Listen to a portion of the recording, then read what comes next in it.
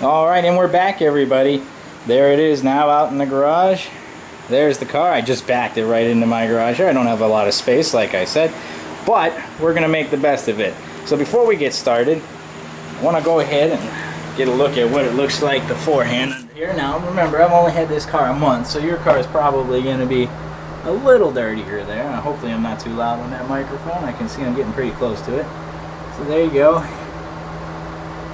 Some of the hangers on that side. Try to do this. There's the other hanger there. And all the way up on there. So it looks like, and now this is really my first look at it, aside from getting under here to make sure I could do it, that the connection that I need to do is going to be in front of that suspension member there. Let me see if I can slide under here and find that connection. And there it is. Look at that monster. So there's our connection right there, right on the other side of that cross member. And one more thing to mention, all the stuff ahead of this, if you mess with that and you're messing with your warranty, I didn't want to mess with the warranty, that's why I went axle back. Comes right from my Mitsubishi dealer parts guy's mouth. He said, go ahead, do axle back and you're fine. And I said, okay. So we can thank him. Remember I told you about the temperature here in Florida. Well, here's my temperature gauge out here. Let's see if we can get a good look at it. There he is. 89 degrees, and there's no humidity on here, but I think it's broken. I wanted to go over a few of the tools and a few of the items that we're going to need for today's operation. First off is a 14mm wrench. This is everything under there. This is the stock bolts. These are the new bolts. It's 14mm. I also have my 14mm socket, my socket with extension, and I also have a few screwdrivers here just in case.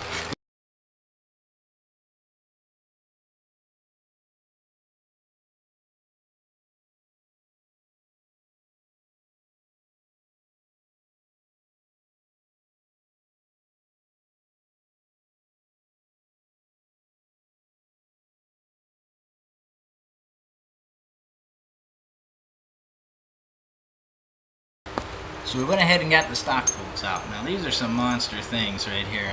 I don't know, I'll try to show you to you, but I mean they're pretty beefy underneath of that spring that comes with them. Now those nuts are not big enough for that. I wonder how the heck you're supposed to do that. Anyway, we still haven't gotten to that part yet. So let's get this guy out from underneath it here.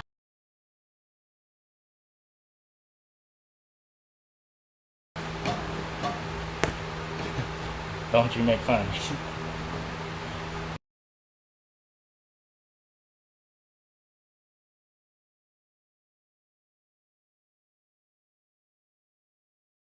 I actually had to stop the video because I did run into a bit of an issue with the rubber grommets that are holding in the exhaust, the stock exhaust there. So I managed to get by it, but I know I'm going to catch some crap from y'all because how I did it, you're probably not going to be able to follow. But you could probably make it up as you go. So let me pull it out and show you what I did. So what you can probably see is I had to leave on these guys. Now these are what hold it to the car underneath on these little rods here. I could not get them, the stock exhaust pins out of these. So what I had to do was get some WD-40 and lube the ones that are connecting to the car, which are on top of these ones here, if you can't see. And then I had to find some way to push it off from behind because I'm kind of at a bad angle. What I had to use was this. This is a ball joint tool, again, for those old Volkswagens that I do. Normally you'd stick that in there and you'd hit it with a hammer and it would pop the ball joints out. Now, what I had to do with this is I had to, again, use the WD-40 or lube on that, and I had to put it on each side of the pole that was connected to the car and push it off. Same thing on this side, I put it on here and I pushed it off. And that's what I had to do. Now I think you could probably do that, and I was trying to do it with the screwdriver and the extension for my socket wrench, but it just wasn't working. Now to get these off, I'm going to try to do this in front of you, whether it works or not, but it would be easier if you didn't have to be underneath the car, which my arms were killing me. You know how that is if you've ever worked on a car. But you just rotate them and just spin them and pull, and they come right off. But you just can't do that underneath of there. So I have to remember which one goes which.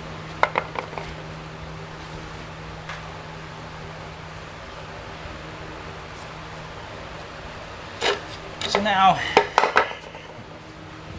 the question comes to mind, which way do we do it? Do we take these and put them onto the car and then hope that we can get the new exhaust back onto it, or we put these on the exhaust and do it that way.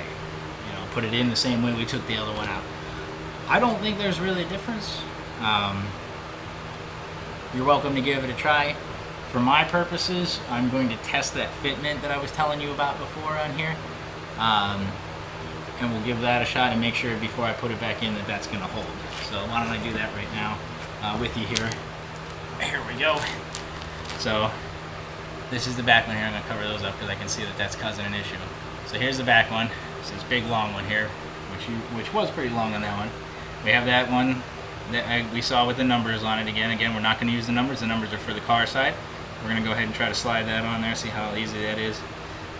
It's actually not too bad. It actually holds on there a little tighter than the other one did. So I'm going to call that good. You see how easy it is just to push it off. So this actually seems like it's a little more difficult to push it off. So I think we're going to be okay. We're going to go ahead and do that one on here too. Let's see if I'll slide it over. I will not deprive you of that.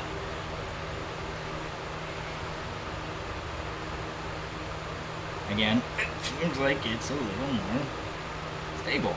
Well, it may loosen up over time. So there we go. Next time you see this, I'll probably fast forward right to the part where, hey, look, it's done. I'm going to wipe this down real quick, but there we go.